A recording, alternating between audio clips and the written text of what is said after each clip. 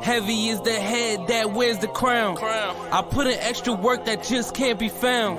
I took the sword out the stone, wasn't a thing. Look me in my eyes cause I'm a king. Look me in my eyes cause I'm a king. God made me punch in inaccurate numbers. My castle won't crumble. What I tackle will fumble. I've been a leader when they ain't see it, but now my feet is up. According to me, royalty didn't end with King Tut. Crown on my head, clouds is at my legs. Big says sky is the limit. I look down on the ledge. I push the bar like I'm opening a cell. Hands in my cookie jar, you won't come out with a single nail. I need all of mine. The weight of my shoulders won't fit on a scale. What's a king to a giant? Well, Goliath fell. Even if we playin' chess, dog, this king can't be checked. I make all my moves on the board, I invented my steps. I'm a king, the blood of a ruler. I feel like Mansa Musa. Make your squad disappear like landing by the Bermuda. Triangle, look at it from my angle. I'm a king, the closest thing to being one of God's angels. Yeah, I'm a king. Heavy is the head that wears the crown. I put in extra work that just can't be found. I took the sword out the stone, wasn't a thing. Look me in my eyes cause I'm a king. Look me in my eyes cause I'm a king. Good morning, good afternoon, good evening, and good night. This is the Code of Conduct of the King podcast. I am your host, Jay Spence the King. And this is a fun week, I guess, that we have started already. It's Tuesday, July 18th, and it is a heck of a news week already. I guess, starting with D-Hop going to Tennessee, to Saquon Barkley and Josh Jacobs and all the top running backs that's kind of sort of looking for contracts right now. Tony Pollard, all of those guys, kind of making a fuss about, and to me, I think is a good reason to have a fuss. But there's a lot to talk about around the NFL. So I have a very special guest, one of the biggest guys I know, which means he's a big freaking deal. Big Jerry O. What's going on, man? What's up, Spence, man? What's going on? Man, I appreciate you filling in. Today, John Fina was supposed to be joining me, but he had, I think, some football practice or something going on. Right. And it's a good thing when I have two former Bills players to lean on. So I appreciate you taking the time to join me tonight, man. But what's going on with you? Not much, man. It's about that time. John would have told you tonight if you asked him. Once July 4th is over with, man, you start getting itchy.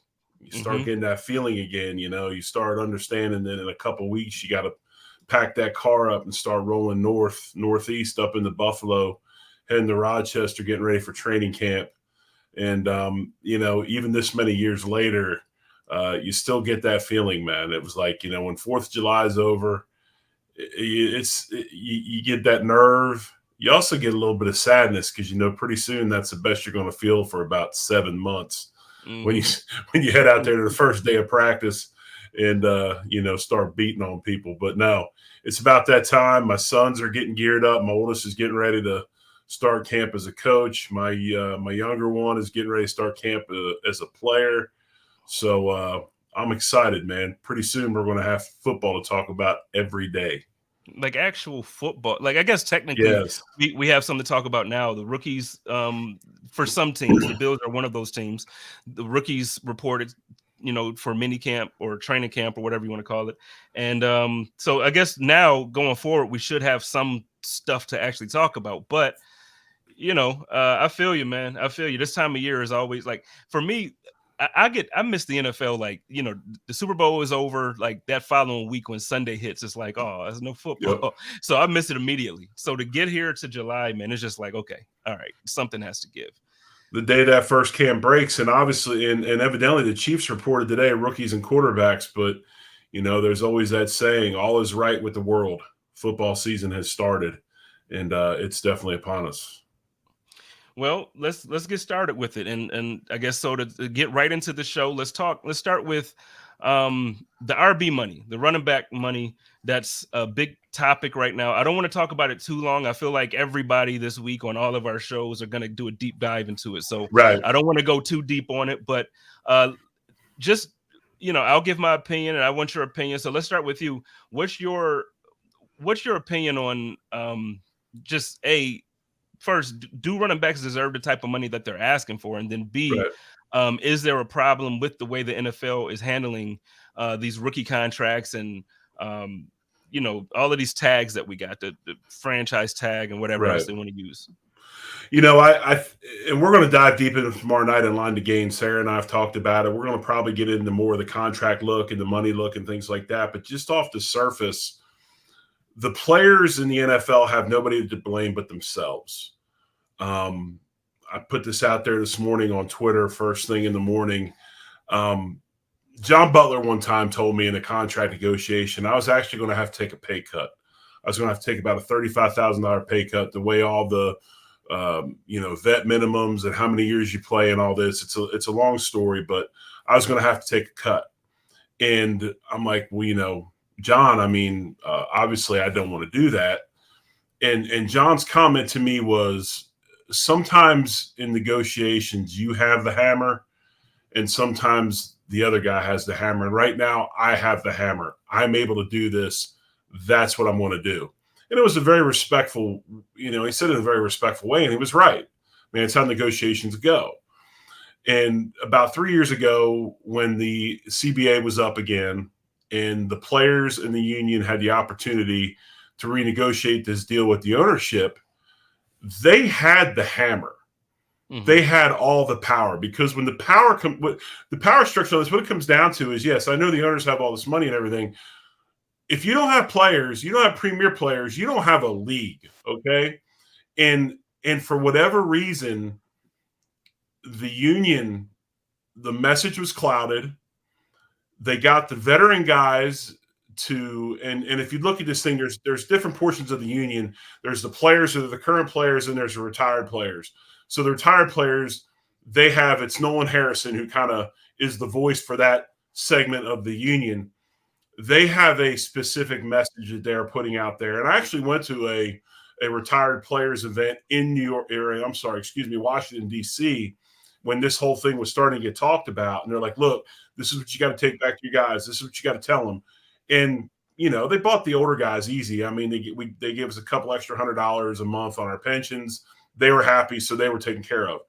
But the players, for whatever reason, if this was Major League Baseball or the NBA, there would have been a strike. There would have been a work stoppage. There would have been no football that year. Mm-hmm. They had the power, but instead they gave it away for things. And just for instance, there was a lot of stuff that they came out and said. And if you look at this, and D. Smith, who, by the way, was reelected as union president, but under a vote of no confidence, because the margin wasn't big enough. And now the union will be taken over soon by a guy named Lloyd Howe, who I'm really excited about, has a huge business background, a huge financial background. But if you look at this, in 19 and 20, when the negotiations were going on, okay, the players wanted more money. So what did the league do? They said, yeah, we'll give you some more money, but you're going to play another game. Mm-hmm. And they accepted it. And you look at the percentage of the money, it rose from 48% to 48.5%. They got a 0.5% increase in money, but they're having to play another game and put their body in more harm. Not even talking about the Thursday night games and those types of things, which actually was a lower split than the 2006 agreement. And then you got NFL teams with a higher value and all this. So you look at all this stuff. Players had all the energy. They had all the power. They gave it up. So now you have the situation with running backs. And you can't fault ownership. Are you going to tell you're going to force these guys to pay guys amounts of money they don't have to? No. It's business, right? So to me, the players in the union, they're the ones to blame for Saquon Barkley and these guys not making the money. It's because of the collective bargaining agreement they went ahead and passed, 2-3 years ago. And it's a shame, but it's their fault. And you know what? So I agree with you. Like, obviously it's their fault, because this is why you actually bargain during the collective bargaining agreement process. Like, right. This is why you take things to the table.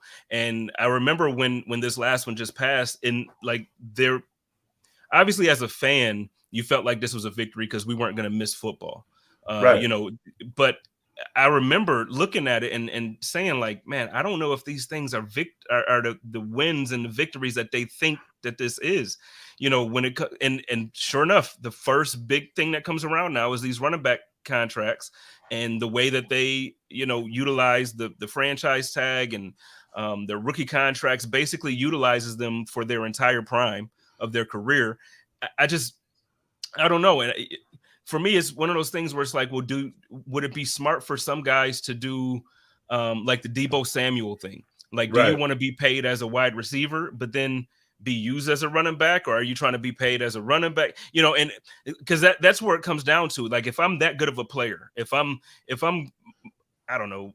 So this year coming out, Bijan Robinson, right? So if I'm Bijan, do I want to be labeled as a running back now, just based off of this, or do I want to say, you know what? No, I'm a wide receiver, but I have all-purpose type, type talent. Right. Like, how do you present yourself? Well, Deebo shouldn't even have a category. He should be an outlier. He should be getting paid accordingly because he can be a running back. He can also be a wide receiver, Spence. And the thing is, and this is the sentence that's kind of the icing on the cake of this whole situation.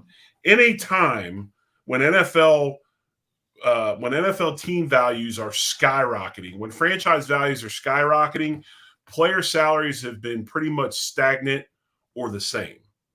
And that's an issue. And as far as, collective bargaining, the big part of it is what? Revenue sharing. And now you're in a situation where the ownership is sharing a lot less money with the players than they have in the past. And while the money is going up, you still have to look at the value of the team and the percentages. These owners are making much more money. And then you throw a 17th game into it, and then just exponential the value of television contracts. It's amazing. So I think the move to Lloyd Howe is very, very important. I think it's symbolic. One of the things they did I thought was really, really smart. Usually, it's that old thing we talk about with Meek Mill, right? Gangsters move in silence, and I don't even talk a lot, right? The NFL has been, the PA has leaked stuff for years. You knew who was a candidate for something. When they negotiated this deal, or when they went in, they brought this executive committee together, led by I can't pronounce his name. It's either Teeter or Tedder. The center for the Browns is the guy who's the leader of the players group. It was him and Richard Sherman was in there. Mack, the center from Atlanta, some other players. It was lock and key. It was just those 11 guys. They kept the candidates secret, and they went ahead and they found the new union leader. I think Hal's a guy that's going to be really good for him. Like I said, huge business background, knows how to make money in a time when there is a ton of money out there in the NFL, and hopefully he'll be able to get this thing shifted back to the players. But here's the sad part about it. They got to wait like 6 more years, 5 or 6 more years before they come up again for another renegotiation of collective bargaining. So it's just frustrating. I feel bad for Saquon Barkley. Premier player in the league, should be compensated like a premier player. Everybody else, the fact that my man, what's my man? Feed me. Running back from the Cowboys. Yeah, the fact that Ezekiel Elliott still does not have a job. Now, granted, some of that might be him, but still, the fact that he's not on a team, it's a sad deal. People want to see the premier players play. And when these guys are sitting out because they can't get the contracts they deserve, that's an issue. But I think, again, when you look at it at the end of the day and you're really, really honest with yourself, this is the fault of the players and the players' union signing a subpar collective bargaining agreement. I agree. Again, I agree with you on everything that you said. I guess the part that really bothers me, though, is the other part that you said there, that he's a premier player. For me, I could see if it was like, and I don't, when I say this, I'm not taking a jab at any running back that's in the NFL. Right. But, like last year or this offseason, actually, Devin Singletary left Buffalo, ended up going to Houston. Devin Singletary did not produce 80% of the offense for the Buffalo Bills last season. Right. So Devin Singletary not getting the contract that Saquon Barkley is looking for makes sense. But could you imagine, like, at this point, if Josh Allen was up for free agency and they said, oh, no, we're not going to pay Josh Allen, even though he ran for most of the rushing yards, he's the quarterback. So, like, he's your main offense. So to me, it's like, I get it. You're talking about running backs, quarterbacks, wide receivers, all these different positions. But at the end of the day, the guy is the most important guy on your offense for your team. I just don't understand, why I don't know. It bothers me on that. Right, but I think you gotta look at it that way, though, right? I mean, you got to look at it. If I'm going to spend my money, if I have money and I got to spend it in an era where the quarterback, and you look at the AFC and really across the NFL, there's not many journeymen, lower level. I mean, these quarterbacks, there's a lot of really good quarterbacks in the league. Even guys like Brock Purdy that came out of nowhere, coming off of a UCL surgery, are still going to command high dollar once he gets healthy, things like that. If I got to spend 20% of my salary cap on one player, and that player is a quarterback, I've got to spend a bunch of money on guys he can throw it to. So I'm going to have to sacrifice somewhere, right? And I'm definitely not going to sacrifice on my offensive line because I got to protect this guy. So what am I going to do? I've got to pick somewhere. So, the study's out, and I would not doubt. There's a mathematics out there called actuarial mathematics, actuarial science, what insurance companies use to figure out if where you live, what rate are they going to charge you for earthquake insurance, hurricane insurance, flood insurance, right? I would not doubt if they don't have people that are crunching numbers saying, we'll go ahead and draft a running back because we're going to get him for, if he's in the first round, we're going to get him for 5 years. And by the time I have him for 5 years, most players' careers are over in 3. So I pay him one contract, and then I go ahead and draft another one and backfill from there. I mean, it's a sad state of affairs, but it's the way it is. And again, I don't think fans can get upset with ownership. It is, at the end of the day, it's still a business. It's about making money. And as we all know, they're going to make theirs. Yeah, they absolutely. That's what it comes down to. It's a money business, and they're in it for the money. They're going to make as much as they can. And it is what it is. It is what it is. Well, Before Spence, we move on to the – go ahead. Well, I was just going to say, Spence, like everybody, it's getting up in arms about the seat licenses and things like that in the new stadium, right? It's about bread. That's about bread. That's what it is. You can't make a sandwich without bread, right? I mean, it's what it's about. And say what you will, these guys don't spend billions of dollars to just hand money out. Yeah. And Sarah added in, using the franchise tag as well. So you use the rookie deals, you get them, like I said, you have them during their prime. These guys are, and then I was talking to someone earlier today, I think on Twitter, I can't remember where I was having this conversation, but I was also saying, you look at it coming out of college, these guys now play 3 years, 4 years, they play. And the running backs typically are, even in the day and age where it's a passing league everywhere, those running backs that are elite like that are used in every which way possible. So they're overused in college, then they get drafted, then they go to a team and they abuse them. Like David Johnson, it kills me what happened to his career, like how quickly he fell off a cliff. Right. The Steelers use Le'Veon Bell like no other. And now, granted, again, you hold out, things happen, whatever.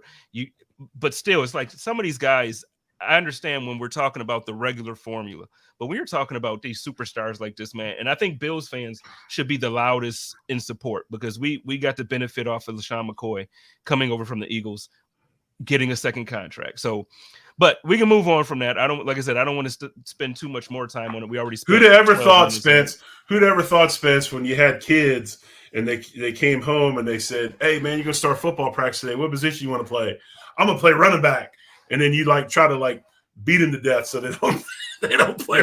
No, you're not. No, you ain't playing running back. Matter of fact, and now I guess you know what? Now it's like I want you to. I'll tell. Play cornerback or defensive end. If you can't be the quarterback, play defensive end or cornerback. That's it. Yes, it's insane, man. So before we move on to other topics, really quick, I do got a quick word from my man Buffalo Freddy. Okay, here's the deal. I know as Bills fans, we wait all year for the fall and the winter so we can go to the Bills games. I get it. Trust me, I do. But let me tell you why this time of the year is elite. It's party time. And we're going to party for so many reasons, whether it's a graduation party, a birthday party, family reunion, or just because it's Saturday and the weather's perfect. Here's the thing. My guy, Buffalo Freddy, has everything you need to make your party the best party of the year. We have everything from chairs and tables to premium tents, water slides, wet and dry bounce houses, and so much more. And that's not all. The best barbecue catering in Western New York has you covered, whether it's a small party or a corporate gathering. Buffalo Freddy Barbecue Catering makes everything easy for you. Rentals and bookings available now at www.buffalofreddy.com, or you can call 716-4FREDDY. That's 716-437-3339. Remember, for all your party rental needs, just call 4Freddy. All right. Shout out to my man Buffalo Freddy. He gets it popping. He got a stage. Like if you wanted to, like if Joe wants to come out of retirement from being, Joe used to record music and everything. So I feel like Joe should come out of retirement, put on a live concert at the Bills Mafia house. I'm just saying, I'm throwing this out. I'm giving ideas out for free. Don't, you know what I mean? I don't even need a portion of the ticket sales or nothing. I'm just saying Joe could drop an album, do the concert there at the Mafia house. We could do the beer release and everything right there. It could be we could just have it. We could just have it. I'm ready for it. Let's do it. Now, is he dabbling back in the music scene again? I know he still plays. I know what he does, but is he trying to come up with some concepts, some songs, or what? He should. I told him. I said, Joe, we should do an album together, man. I'll come out of retirement if you do. I'm playing. Man, they already. Hey, Spence, they already did that, man. It was Run DMC. Well, no, but Joe. Who said Joe, DJ could but I'm not as band. good. Yeah, well, I'm not as good as Run DMC to do that with them. So I'm just joking for everybody listening. I'm not coming out of no type of music. As long as y'all play Rockbox, I'm good, man. If you come out, you open up a Rockbox, I'm ready. So all right, well let's get around the NFL, man. A topic that came out today that I heard that had me really interested, because all we ever hear about this guy is that he's the GOAT, bar none, like no one close, and that regardless of what you heard and what you think it wasn't just Tom Brady, because Bill Belichick is this much of a genius for football. Although his record absolutely sucks when he doesn't have Tom Brady, he is the GOAT. Today it comes out that according to some sources, I can't say how true this is or isn't, but apparently he's on the hot seat, and he's been on the warm seat for two years now since Tom Brady left, and now he's on the hot seat. What are your thoughts on that? Well, I think what puts Belichick on the hot seat is not Belichick's coaching on the field. I think what puts Belichick on the hot seat is the off the field stuff. I would imagine, and I've never been in his meeting rooms. I don't know him personally. We did beat him in the old Cleveland Municipal Stadium when he was the head coach of the Browns, which was a good day. But I think what gets Bill in trouble is probably he's really hard to work for.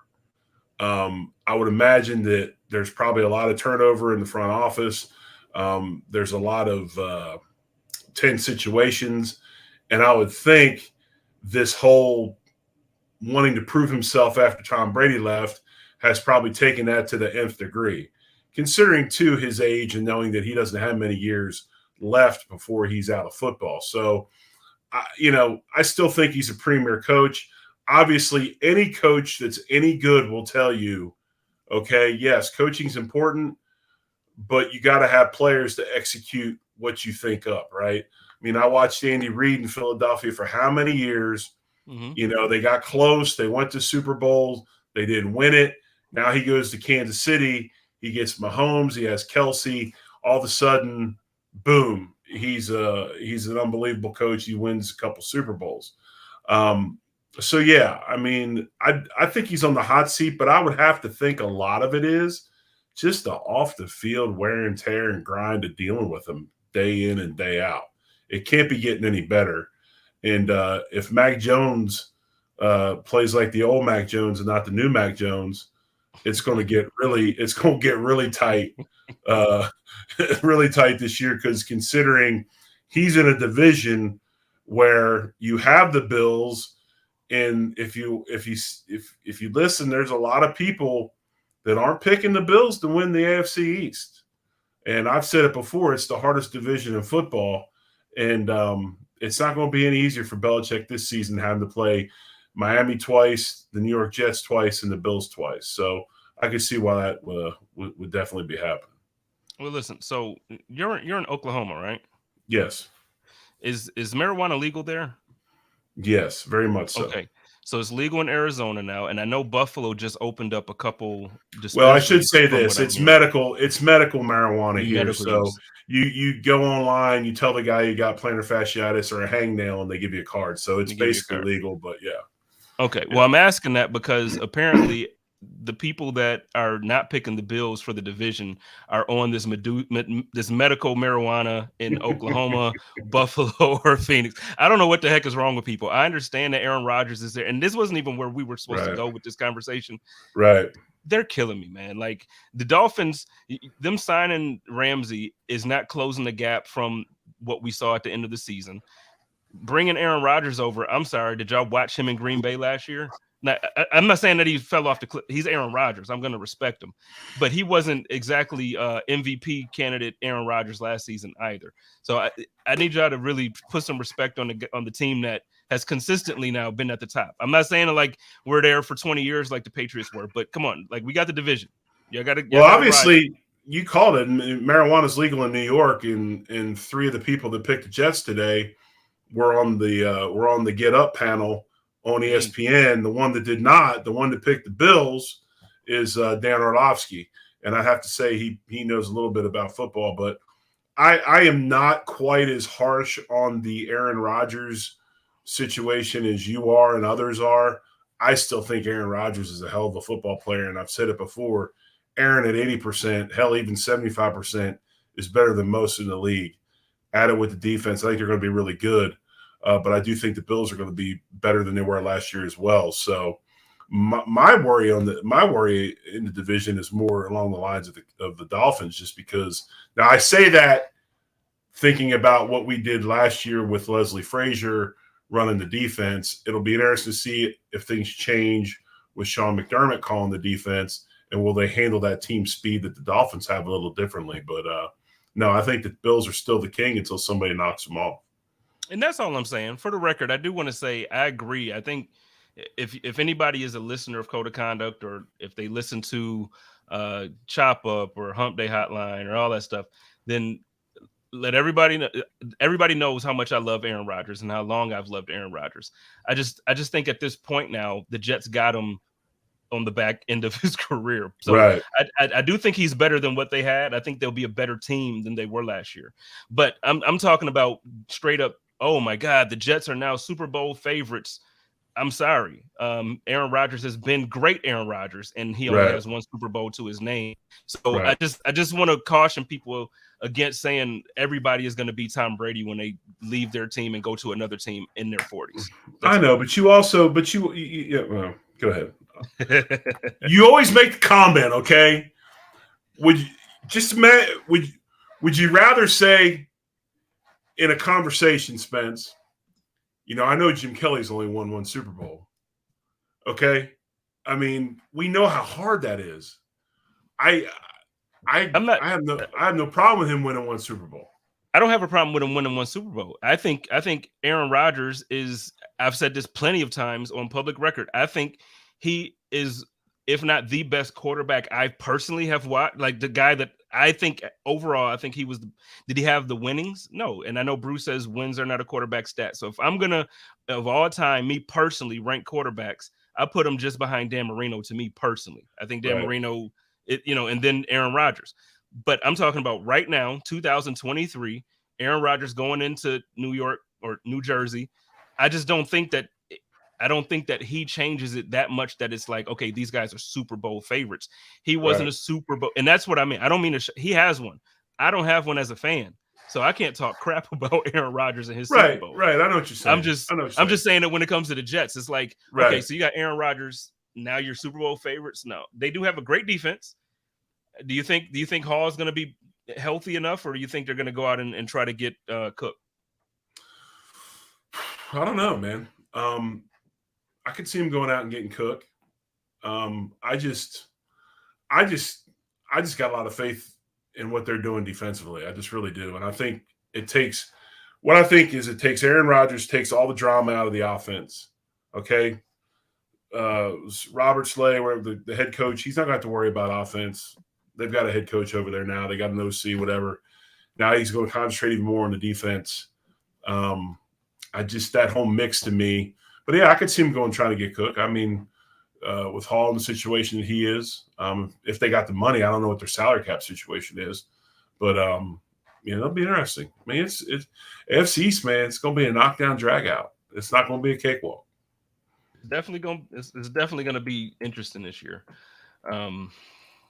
You know how it was before, right? How many times, Spence? And I know you want to train up just real quick. No, you're good. You're good. Man, you play 6 games against the worst teams in the league, man. You get automatic 6 wins just because of because of your division. Yep. No more. Nobody better say that anymore. Yeah, no, it's a bit. Now you figure if the Bills go 4-2, 5-1 in this division, nobody can take that. Nobody can take that from you. Right. Nobody. Exactly. Yeah, no, I'm with you. So, okay, well, let's pivot a little because we're still talk AFC for the most part. A guy that I was very public about wanting to sign with the Buffalo Bills, and a lot of us were public about it. D-Hop chooses Tennessee, the Titans. So he, in essence, the way I want to word that is he chooses Tannehill over Josh Allen, Patrick Mahomes. I know it's about money, so he chose the contract. But when you're talking about football at this point, I'm talking about, well, he chose to catch passes from a quarterback who probably won't put him at the pace that he's used to. Right. How do you feel about it? I think that it says a lot. He definitely chose money. He can say what he wants. When the 2 premier teams in the AFC want to sign you, especially Kansas City, I mean, if you really wanted a championship, with they win one, they've been to a couple. I mean, they win a couple. And then you have the Bills who you get us over the hump. I get to play with Stephon Diggs. They get another dynamic weapon in the draft. No, don't tell me you want to win a championship if you didn't sign with one of those 2 teams. It's obviously not about that. He took the lesser. I guess you could say he took the lesser of a few evils when he went with Tennessee, because you can remotely say that Tennessee's a good football team. But again, like you said, you talked about Tannehill, and I don't got any problem with Tannehill, but he's definitely not those 2. I don't know what Vrabel's going to do with him. You got to feed the running back too. Just how many opportunities he's going to get to catch the ball.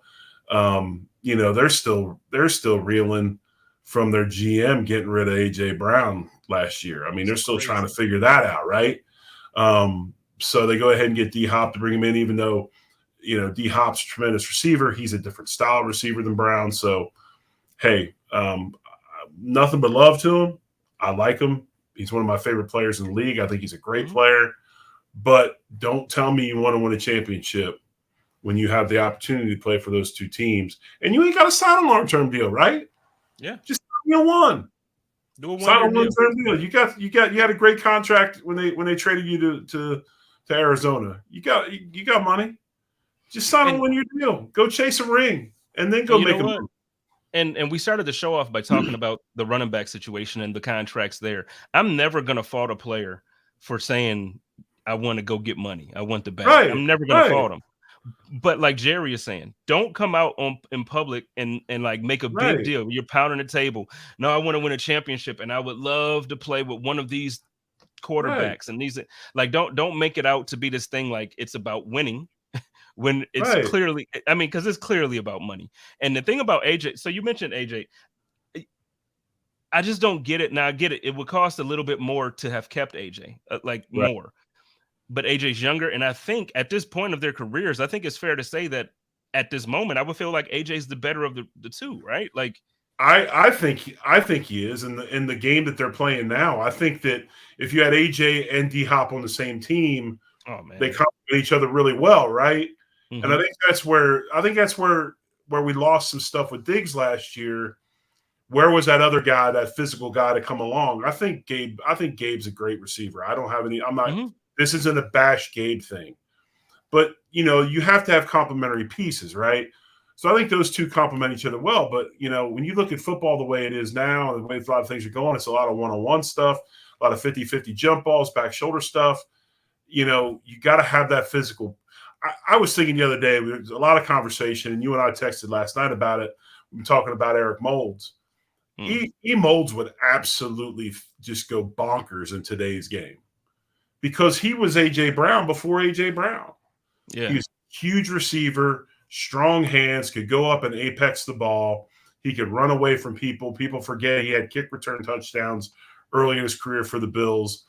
I mean, that's the type of guy that I like. So, yeah, I would probably, if I had a choice between the two, I'd take A.J. Brown, and then maybe I could talk D-Hop into coming on board as well. But I like physical wide receivers. I really do.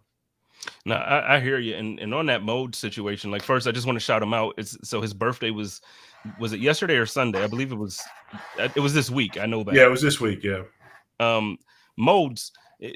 I love the comparison to AJ because I think they both were strong, physical. Like right. Modes, man, he would just run through people. It's almost like he wanted you to be physical with him. Right. Can we talk a little bit about Mo? How yeah, we can because I think in one of the things that I've always been really interested in, Spence, and I still watch it is how positions progress through the years, right? How do they evolve? And I remember we went from James Lofton, and we went from Andre Reed, and these guys were just clean, man. Come out, uniform was just clean. Running just crazy precise routes, smooth. Dre'd get the ball across the middle, and just, would kill people with route running and things like that. And then this just monster shows up, and he's like, he's jumping over people, ragdolling coverage. And I'm talking about Eric and just how different it was. And, we had that whole stretch of the real physical receiver. And then we start moving into the smaller guys that are space guys, and we're going to clear out. We're going to run a bunch of shallow crossing routes. Guys like Edelman and some of the smaller slot guys that come into the league. And I love watching these receivers progress. But it was, when Eric was drafted, he was that guy, man. He was like, he showed up, and you're like, dude, that dude's a wideout. Yeah, you're like, that dude's a wideout. And he was just so dominant with the ball. There, one-handed, apexes the ball, brings it down, just physical strength for days. Like, was born with it. Like, that wasn't weight room strength. That was something his mom and dad gave him. And it's just insane to watch him, man. Yeah, it is. And the other thing about Molds I loved is the way he competed. I mean, he got after it. I mean, that catch right there, I remember that catch like it was yesterday. I mean, that thing's about as dumb as can be. I mean, look at this. That's just stupid. But that's what we went to. Then this whole realm of receiver comes in and shows up. And but no, it's cool, man. It's the one thing that's really cool about football. It's kind of like nowadays where that's my boy AVP right there, the pill. Another one-handed catch. And it's funny now because those type of catches now seem like they're routine, right? Like these guys are coming out of college making catches like this. But man, Modes was doing this, and it was like week in and week out. And I try not to, I don't mean this ever to take shots at people, but when you talk about the quarterback play that he had, I feel like if he had an opportunity to play his entire career with Manning, like Marvin Harrison did, or if he had I just couldn't imagine what his numbers would be if he had a quarterback on that level, or even if he played with like Drew Bledsoe for his entire career, as opposed to just a little bit of time. Right. You can't tell me he wouldn't have been mentioned in the same conversations as the Terrell Owens and whoever else that we put in that top conversation. Man, he was insane. He was insane. Right, there's no doubt. I mean, and that's what he was. That was that type of receiver. The Terrell Owenses of the world, the Dez Bryants. I mean, Eric Molds was a guy that kind of led that crew that came in and kind of changed the wide receiver position. And I mean, tremendous player, tremendous dude. Was always good to my kid, and one of my favorite teammates. Definitely when I played. Man, well, it's always good to be able to talk to somebody that played with him and like, hear it from that perspective. Because as fans, obviously we love him and we want him on the wall. But I listen to how their former teammates talk about him, and I've never heard a bad report about him. Ruben, there's certain guys that just should be on the wall and in the hall as well. I don't know I can't say Mode should be in the Hall just based off of how his career Right. went. But I mean, like, dude, he should have been. Right, exactly. You know, and it's not his fault. I mean, you know, you're on a team and you come in and you catch a franchise on the downside. You know, of course, the 17-year drought. You know, same thing with Rube. Rube was there. We've gone to some playoff games. Rube had, I can't remember how many Pro Bowls in a row, and Eric went to a bunch of Pro Bowls as well. Both of them are definitely deserving of being on the Wall of Fame, and hopefully they will be on the wall when the new stadium is built. Yep, that's one of the things. And I know we, again, on your show, we talked about, you know, the Wall of Fame and how we feel like they should handle that. It just bugs me because I feel like there's 4 or 5 guys off the top of my head right now that I think should be up there. You know, Right. And I know you can't put everybody there, but you know, Right. but Eric Modes and Reuben Brown for sure are 2 that should. Eric Wood is one that comes to mind. Obviously, I think about Freddie. We could always Right. talk that, so we'll move on from that. But man, it's crazy to me that we've had such talent come through this team, through this organization, and we don't have a ring, man. That you can have that conversation on another episode. Can I have that when John comes on? Yeah. John actually was at 2 of them and played in both of them. I was a spectator in the last one, so that'd be a better question for John. But you're right. I mean, think about it. I mean, think about the guys in the Hall of Fame. You're right. I mean, we've been the city of Buffalo and the Buffalo Bills franchise has been blessed with tremendous players. I mean, you know, it's when you're playing. What's funny is when you're playing, and like a guy like myself, I'm playing, and you know, I mean, hell, you're in the league and you're watching these guys and you're like in awe. You know, you're watching them do stuff. You're like, this is like superhuman stuff, right?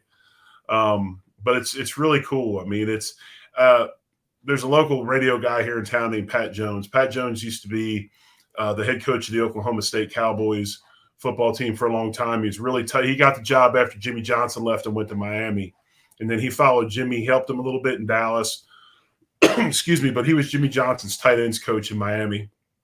And he was with the Raiders for a little bit. And he goes, recruiting's not hard, man.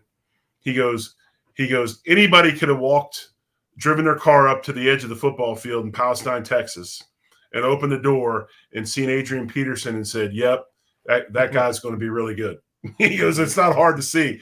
And that's how it is. I mean, there's some guys you just look at him and go, yep, he's been blessed and he's going to be amazing. And those guys are those types of players. Man, well, at least now it's fun again. I can say that much. Like now it's fun being a Bills fan again. And that's an argument. Let me ask you that, because you're being a former player, a lot of times, you know, fans have this perspective on things, but as a player, so would you rather it be fun or win the championships? You know what I mean? So what I mean by that is, would you rather have, say for your career, if you get drafted and they're like, you can go to the Bills and you can have 8 to 10 years of consistent success. You're going to make the playoffs every year, win a division maybe 65% of the time, but you probably won't win a Super Bowl. Would you want that career, or would you say, you know what, I'd take a 2-year career if I win the Super Bowl in year 1 or 2? I would much rather win a Super Bowl. Okay. I really would. The championship's what it's all about. That's why you play. Yeah, I mean, long careers are great. I mean, I'd like to think if we won a Super Bowl, I'd get to play more than 2 years.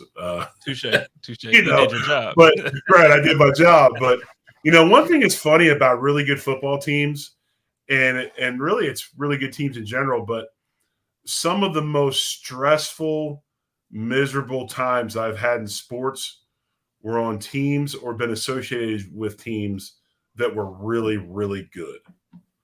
Because every week the pressure mounts and it gets bigger and bigger and bigger. And for instance, I was just following my son's team and when they won a state championship in high school. My senior season, when we went 10-2 at University of Tulsa and went to the Freedom Bowl, really, really good teams. It's just a constant amount of pressure. So when you look at the Bills and the fact that they were able to go to 4 straight Super Bowls, the amount of pressure that team had on them, and they did it. to use a non-football example, if you look at the Oklahoma Sooners women's softball team, 53 games in a row, they lose one game this season. Just, and the amount of pressure those women were under, and that's some of the best teams.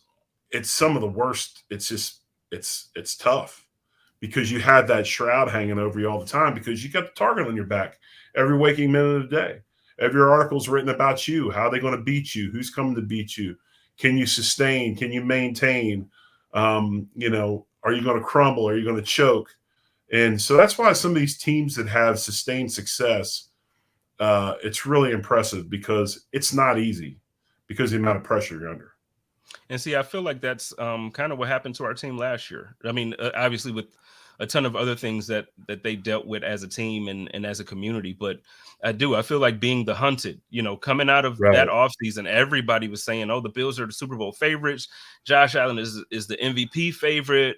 And, it's just like we had all of these expectations. And I feel like it probably did weigh on him. And come the end of the year when I could see why Jordan Poyer, he says it all the time. Like, he just hates that they ran out of gas, and he doesn't use it as an excuse. A lot of players that I talk to haven't used that as an excuse, but he's like, no, in all honesty, like we just ran out of gas. Like it was just a lot. And he meant that mentally as well as the physical part of being a football player. So that's exactly what I was going to say, man. You could see it. I mean, they just were done. They had no energy. They just ran out of gas. I agree with Jordan. It's dead on. All right. Well, last topic before we get on out of here, man. Also, if you're not doing anything, you're up hanging with us, stick around for the chop up immediately following this. Steros for the Girls is going to be joining me, and Jeremiah Poyer, Jordan Poyer's brother, is doing his own thing, making his own name and stuff. Because now he's with Buffalo Rumblings, and he's a consistent member of the chop up crew. And hopefully, I'll get him to brand his own show. But stick around for the chop up. And then tomorrow, Jerry is going to be going live with Sarah for Line to Gain. And right before them, Joe is back, at least somewhat. We're going to be doing Hump Day Hotline again. So moving on. All of these lists have been coming out. Like, obviously, like they're doing the Madden ratings now. And a lot of our players were like top 10. But also, like, scouts and coaches and stuff have been rating players.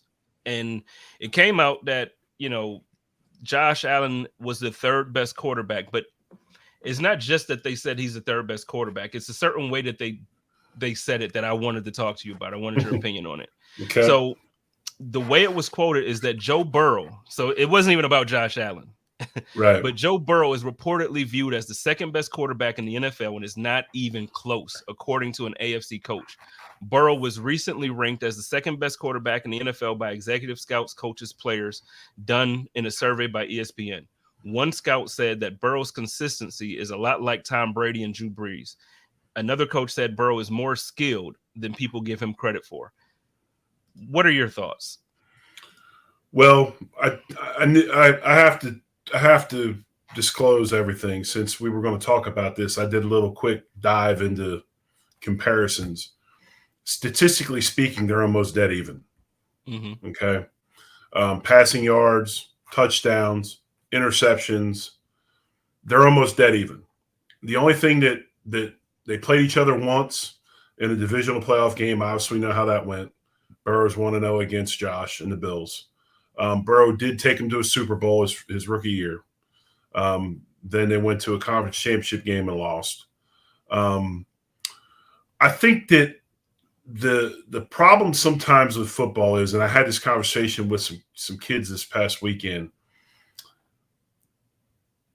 some guys get the benefit of the doubt more than others because of where they've come from or genetics or things like that. And let me kind of phrase where I was coming from. I was talking to these kids and talking about, college coaches are going to notice you right away because of what? Your genetics. If I see a 6'5" creature walking around that's 350 pounds that can bend, all of a sudden I'm like, hey, this is a prospect, right? He might play left tackle for us. Mm-hmm. But ultimately, play on the field, okay? Play on the field. What you do on the field your dependability, do you show up every week to work, and the amount of effort you put into this is what's ultimately going to create your opportunities in between the lines, right? I think Joe Burrow probably gets a little bit of benefit of the doubt.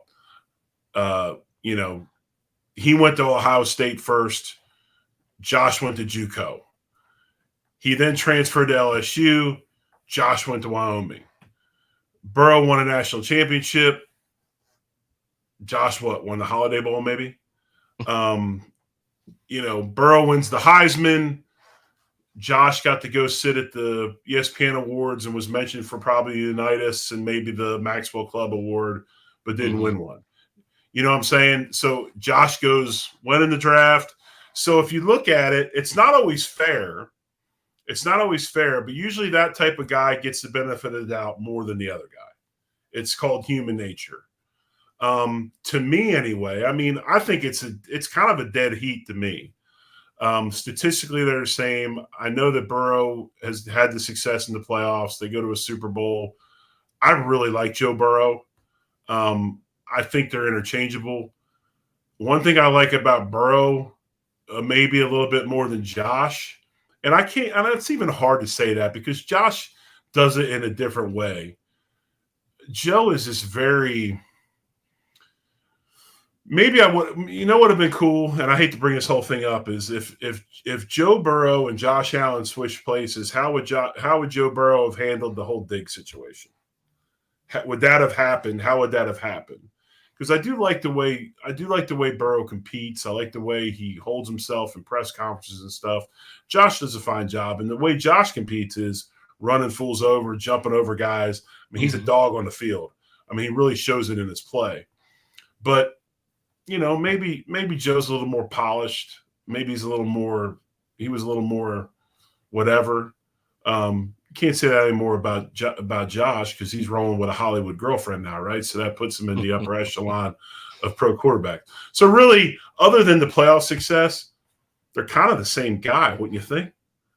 I mean, I don't know why it's exponentially better. I mean, I think do I like Red Delicious or do I like, Golden Delicious? They're both apples, right? I maybe like this one a little more. I don't see this exponential thing to me. Well, that was the part for me when they're like, and it's not close. Like, to you, because right. I can't argue with anybody. If you say that now, I think everybody can agree that Patrick Mahomes is the best in the league right now. And then I think after him, I think if you say Joe Burrow, okay. If you say Josh Allen, okay. And I'm not gonna fight you either one that you pick there. But this is also a list to put Jalen Hurts 7th or 8th, and he just took a team on his back to the Super Bowl, right? I don't know if I agree with that. See, I don't put Jalen Hurts as high as everybody seems to right now. I think Jalen Hurts had the benefit of playing with like probably the best roster in football. And I'm not taking it away. Like he still was the quarterback, right. And he had, but if you've heard me talk about him, I didn't think he was going to make a roster, let alone go to the Super Bowl. Because I watched him at Oklahoma. I thought he was a very, very sporadic. I didn't think he was a passer at all. But now you know a little bit more about him. You kind of see how he's made, and you can understand why. But no, I wasn't arguing he should be higher, but I was saying it was interesting he wasn't. I got you. So you were more in the sarcastic end of the deal. I got you. Yes, because that's how I see him. I think he's good. If he's available when I'm drafting in fantasy, I'll take him because he's right. He's going to help me win. But no, as far as I can name a couple that I put before him. So obviously, if you remember the list, it was Mahomes, it was Burrow, it was Josh, and was 4 Herbert. That's Herbert. Mm-hmm. And then who was 5? I don't even remember 5 because I was more shocked at like how the top 10 did round out. To me, there's certain guys that I think Lamar should be higher than they place him, but I think because of the offense that he's in, he just never will get that. Well, maybe this year he'll get respect there. Right. But I think he should be higher. So to me, here, I'll pull it up while you kind of finish your thoughts on it. But no, I think that going back to it, I don't see I do have an issue like you do with that term exponentially, or it's not even close. I mean, They're very, very similar. But no, I mean, obviously, quarterback is better if he's in a system that he's better in. I don't know. If I was Baltimore, I'd start running. I mean, I know Lamar takes off on his own. Yeah, Richard's right. Richard Rush brought up, but Aaron Rodgers was 4. I think Herbert was 5. So there's a whole nother episode of Code of Conduct. You can talk about your boy Aaron Rodgers being rated number 4. And for the record too, I'm actually happy as well that Tua did not. Yes. A lot of times people overrank Tua. I'm happy that. Hey man, is that Photoshop, dude? Are they photoshopping that dude? Or are they just catching him at like a bad angle or what, man? I don't know, man. But Seriously. it's weird. So here's the list. I'll tell you the list. So it's Mahomes, Burrow, Allen, Rodgers, Herbert. Jalen Hurts was 6. Okay. Lamar Jackson was 7. And I put Lamar Jackson over Jalen Hurts. I put Aaron Rodgers under Herbert. They had Trevor Lawrence at 8, Dak Prescott at 9, and Matt Stafford at 10. I love the fact that Dak Prescott is 9. You know why? I do too. Because everybody you got to understand, I live in Tulsa, so it's Cowboys country, right? You got Cowboys fans, and then you got all these new blood Kansas City fans that are the most obnoxious thing you could ever imagine. You know, I've been a Kansas City fan since birth, you know, all this, and really haven't seen them except for the last couple of years. But everybody down here thinks Dak is trash, man. Like, they're trying to run that dude out. Like, they're like, we got to get rid of Dak, man. We got a new quarterback. I'm like, these cats got him rated what, 6 or 7? 6? I love Dak. I think he's 8. I think Dak is a great quarterback. I like Dak a lot, and I hope he has success. I do too. I think, and then we can get on out of here now. But I think Dak is a lot better than he gets credit for. But I think kind of what you were mentioning. I think when you play for the Cowboys, it's just one of those things where it's just a pressure that comes from being on. Right.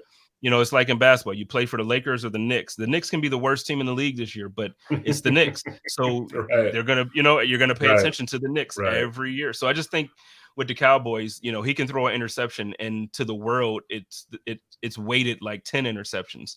Right. Versus, like you mentioned with Burrow, he could throw an interception. It's like, oh, he'll bounce back. It's fine. Right. So, but no, I love Dak. I love Dak. So, but let's get on out of here, man. You got anything you want to shout out? I know we talked about your show, but why don't you go ahead and plug it again for tomorrow? Yeah, tomorrow. So we got 9 Eastern, 8 Central. Sarah Larson and I are going to be on Line to Gain right here in the Buffalo Rumblings Networks. We're going to get real in depth on this running back contract situation. We're going to get into a couple other things. We're going to push our college football stuff back to to next week. So we're looking forward to it. Because I think it's an issue. I really do. I think it's a big problem. I'm gonna be tuned in because I like when y'all really get to talking about the cap and contracts and CBAs and all that stuff. It's good information. So if you guys want to learn something on a different level tomorrow with Jerry, with the Big O, go ahead and be sure to tune in at 9 p.m. Eastern, 8 Central for the Line to Gain show. And as well, again, 8 o'clock tomorrow is going to be Hump Day Hotline with Joe Miller and myself. And then stick around in a couple minutes here. We're going to be bringing the chop up right back to you. And y'all know how I do it over here. It's Buffalo Rumblings. We love y'all. Y'all love each other. Take care of each other and live in peace. And as always, stay positive, test negative. Go Bills. Go Bills. Code of Conduct.